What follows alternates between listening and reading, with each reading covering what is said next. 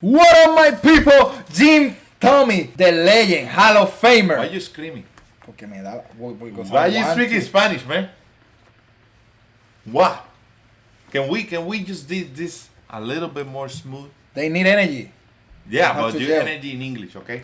Yeah, it's finished. How am I gonna finish? You stop my Sorry. introduction. Sorry. I'm not gonna Keep be going. smooth. Jim Thome, the Hall of Famer, helped Buddy Bond to be a great player, to be a great hitter. Let's see what he told him. He's talking right here with A-Rod. Hit the ball to left field or stay inside the ball. I asked Jim Thome one day, he hit a ball Yeah, at the Metrodome, opposite field, like 30 rows up. Wow. He did what? You want to translate or what? no, I'm not gonna translate nothing. Keep going. And the very next day I went like, Tommy, I love Jim Thome. Yeah, Jim me Thome is too. my guy. Hall of Famer. This- Why you love Jim Thome, bro? Why you love Jim Thome? Because he hit a freaking bomb to the other side, to the opposite side of the field, like 400 feet. This guy, Jim Thome is my guy. And I asked him, Jim, I had a question for you. You hit that ball yesterday. You were thinking about hitting the ball that way? You were like, no. Oh, that's important right there. What is that? Jim Thome, were you think? He asked him to Jim Thome if he was thinking about hitting the ball that way.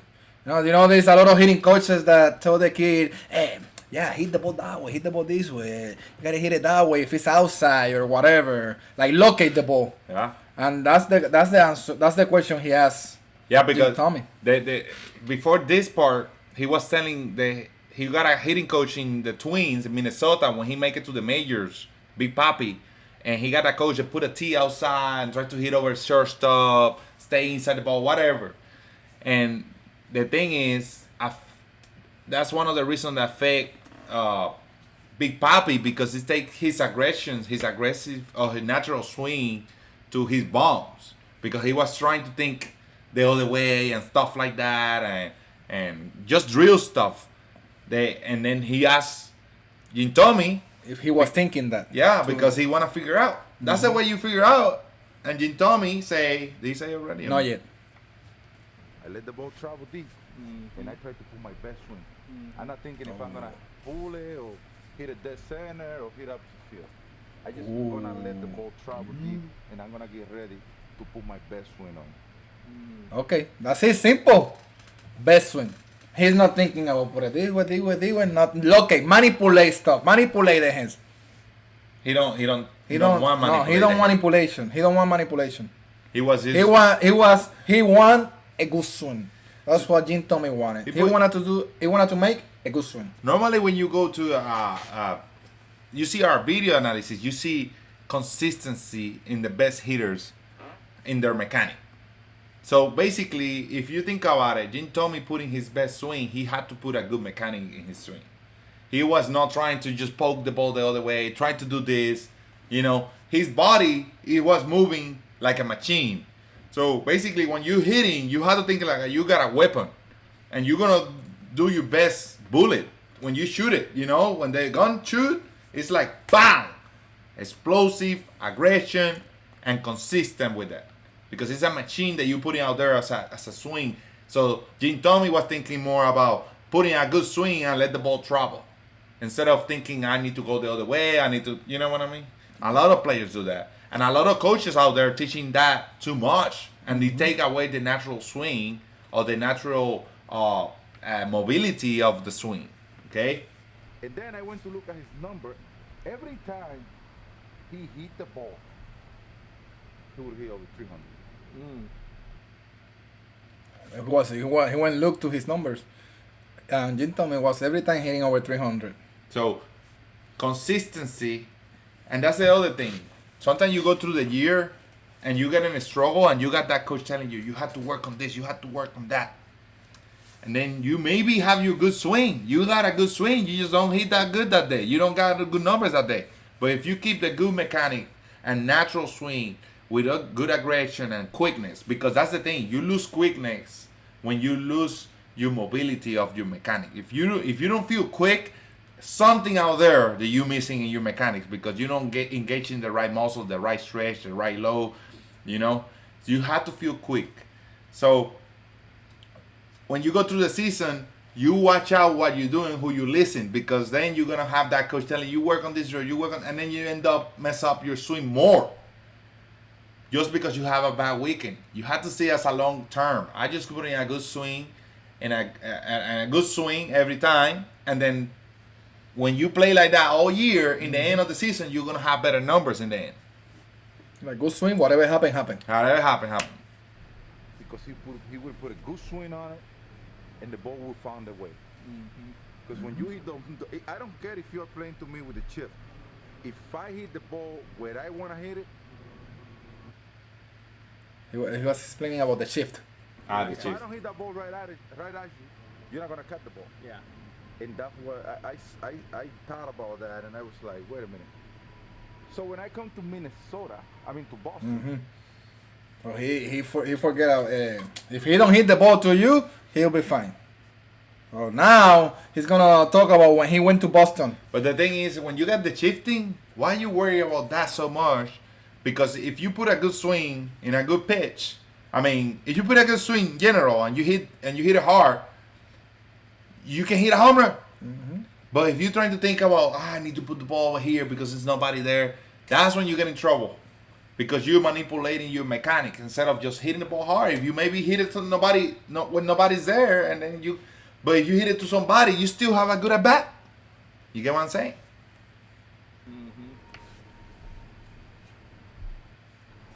Move it, run it over. Swing like a little bitch. Yeah. That's how he was, Like, swinging like a little bitch. hey guy, I don't want you to come here to move, run it over. I want you to bring him in. Nice. That was it. Changed everything. Changed everything. Yeah, because I went back to what I was. Yeah. The aggressive swing. Hit the ball left field. So his coach in Boston told him, "Hey, I don't want you to Move the runner. put the runner." That's a good lesson right there. He came back to what he was. So that was a game changer. No more manipulating. Go back to who you were and hit freaking bombs and be you. And that's it. Sometimes your natural swing is better swing than what a lot of coaches think that is better for you. Because if you go with the idea, and they happen with a lot of players, they got a good potential, explosive, great swing, and then at some point in their career, they listen to the wrong person, and their swing starts messing up, and they don't see no consistent, they don't see no quickness, they lose confidence, you know. So when you see Big Papi, the only thing had to change in some point, it was just, hey, let it loose and just have a good swing. And then he got quickness, he feel free, he don't feel stressed, you know, because then you don't want the player to think too much. You don't want the player to just try to do too much extra when the swing is quick, when the swing look good. That's why I'm so strong about videos, because the only answer, if I'm a hitting coach of Big Papi, the only way, if I'm a hitting coach in the Minnesota Twins and he was not hitting great like he normally do in the minor league, I go to his videos. And if I see good swings and that in before, and then I'm going to compare the swings now when he was in Minnesota, he was not hitting that too many home runs, I would compare them. And then I would tell you, yeah, this is good and this is bad. Why? And then he's gonna trust it too, because that's another thing. Get the trust of the player. It's so hard when you got so many people trying to just give him advice. You got Thome telling him, no, I just swing. I put my best swing. But then you got the other coach, no, you have to think the other way so you can get more consistency because you're pulling everything, whatever.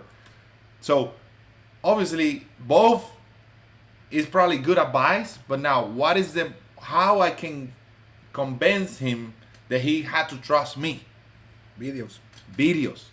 Because now the video probably he will help me to get to the conclusions, because he will see his video. Oh, I see my front legs doing this. I see my front shoulder too early going in, and then you go there, and it's just easier to fix things. Is it mentally, physically, all that? That's why I don't go with the you mental. Sorry, maybe next week and you're probably gonna be more clear head. No. Oh my gosh. If you got a good mechanic, you will clear your head quicker.